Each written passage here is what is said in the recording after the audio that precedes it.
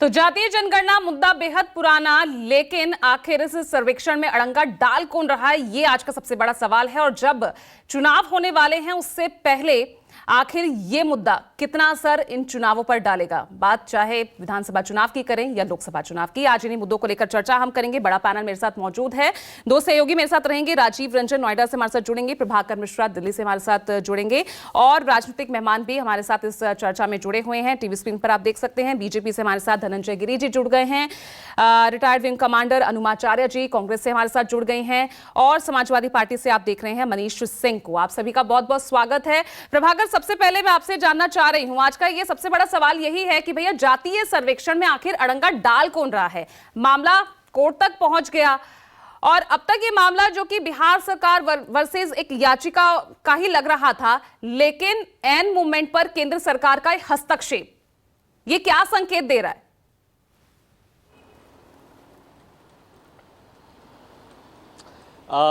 सवाल इसीलिए कि अब तक केंद्र सरकार कम से कम कानूनी लड़ाई में सामने नहीं थी, लेकिन जब परसों सुनवाई के लिए मामला आया सुप्रीम कोर्ट में, तो केंद्र सरकार की तरफ से सॉलिसिटर जनरल खड़े हुए और उन्होंने कहा कि उन्हें भी, यानी केंद्र सरकार को भी इस मामले में अपना जवाब दायर करना है। सुप्रीम कोर्ट में कई दिनों तक सुनवाई इस पर हो चुकी है।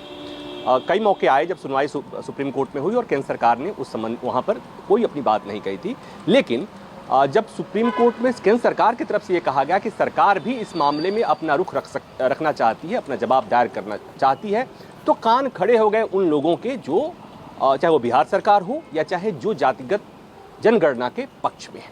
तो चूंकि केंद्र सरकार का स्टैंड पहले से सबको पता है, हालांकि ये बात और है, हमारे दर्शकों को इस बात की जानकारी है कि किस तरह से बिहार में जब जातिगत सर्वे की बात उठी और जब शुरुआत हुई, ये प्रस्ताव पारित हुआ, उस समय राज्य में मिलीजुली जो सरकार थी उसमें बीजेपी भी पार्टी थी, लेकिन सियासी मजबूरियों की वजह से उसे उसका समर्थन करना पड़ा। लेकिन अब चूंकि पहले से ही बीजेपी का स्टैंड है, केंद्र सरकार का स्टैंड है कि वो जातिगत जनगणना के पक्ष में नहीं है। अब एक बात इसे समझनी होगी कि जिस आधार पर हाईकोर्ट में चुनौती दी गई थी, वो आधार अभी भी एग्जिस्ट कर रहा है।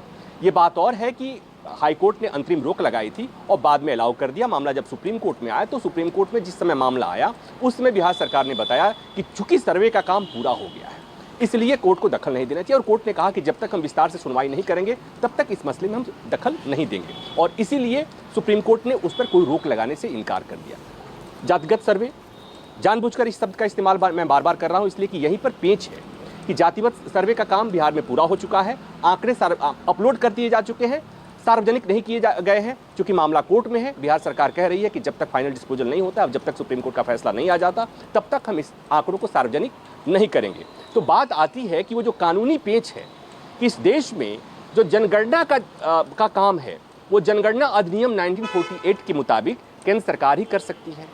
जो सूचियां हैं जो संविधान में, जिसमें किन किन मामलों में केंद्र कानून बना सकता है या काम कर सकता है, और किन में राज्य कर सकता है, और किन में दोनों कर सकता है, संघ सूची, राज्य सूची और समवर्ती सूची, तो यहाँ जनगणना का काम है वो संघ सूची का है, केंद्र सरकार ही कर सकती है। और इसी टेक्निकल आधार पर हाईकोर्ट में चुनौती दी गई थी।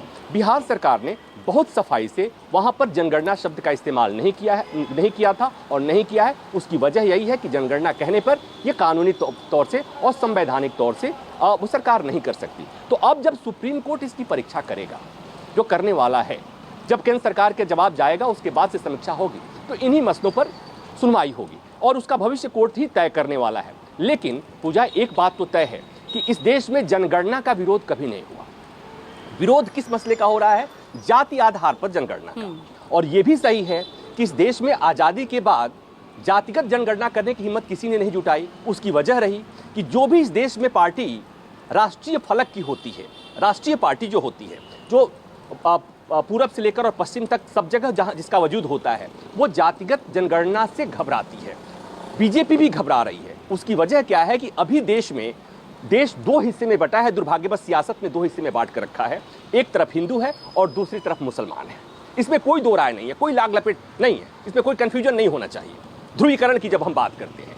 लेकिन जैसे ही जातिगत जनगणना की बात आती है, सेंसस की, कास्ट बेस्ड सेंसस की बात आती है या सर्वे की बात आती है, तो ये भय रहता है कि जो बृहद हिंदू समाज जिसको कहा जा रहा है, इसमें अहिर भी होगा, इसमें गुज्जर भी होगा, इसमें नाई भी होगा, इसमें ठाकुर होगा, ये सब जब उनको अपना अपना अपना अपना वजूद पता चलेगा। क्योंकि नारा ही है कि जिसकी जितनी भारी भागीदारी उतनी अधिक साझेदारी, मतलब कि जनसंख्या में जिसका जितना से होगा उतना ही वो अपना हक मांगेंगे। और इसीलिए बीजेपी इस समय किसी भी सूरत में तैयार नहीं है। और एक बात और, अभी मैं किसी का स्टेटमेंट भी सुन रहा था कि कभी भी ये पार्टियां इसके पक्ष में नहीं होती, जो पार्टी सत्ता में होती है वो जातिगत जनगणना के पक्ष में नहीं होती है। ये बात और है। एक बात और कि आपने देखा कि बिहार ने शुरू कर दिया, बिहार ने पूरा कर लिया, लेकिन 2015 में कर्नाटक में हुआ था और कर्नाटक के आंकड़े आज तक सार्वजनिक नहीं किए गए।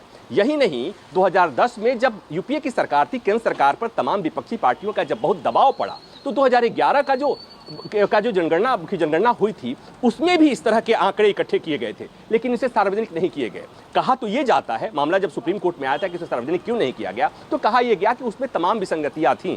लेकिन तमाम विसंगतियां होंगी, विसंगतियां थीं इस आधार पर थी कि उन आंकड़ों में जो बाकी जातियों की संख्या था कि 4000 के कुछ आसपास थी, जबकि मौजूदा तौर पे कहा जाता है कि 4 लाख के आसपास देश में जातियां हैं। तो उसमें विसंगतियां थीं, लेकिन एक बड़ी विसंगति थी वो ये कि सत्ता में जो सरकार बैठी है उसके लिए जातिगत जनगणना कराना और उसके आंकड़े सार्वजनिक करने से वो भय दिखने लगता है, जो मंडल के दौरान मंडल कमीशन की रिपोर्ट जब आई थी उसके दौरान आई थी। तो ये दरअसल केवल जनगणना का मसला नहीं है, मसला ये है कि जब आंकड़े आएंगे तो आंकड़े आते ही सियासत में एक अलग तरह का समीकरण उभर के आएगा, ठीक वैसे ही जैसे मंडल के समय आया था। और उस समीकरण से मौजूदा जो डिस्पेंसन है, मौजूदा वो सरकारें या वो पार्टियां जिन्हें इस व्यवस्था से डर लगता है, बिखराव से डर लगता है, वो घबरा रही हैं। और इसीलिए बीजेपी, इसीलिए केंद्र सरकार इसका विरोध करेगी। तो अभी तक जवाब सुप्रीम कोर्ट में आया नहीं है, लेकिन सुप्रीम कोर्ट में आएगा।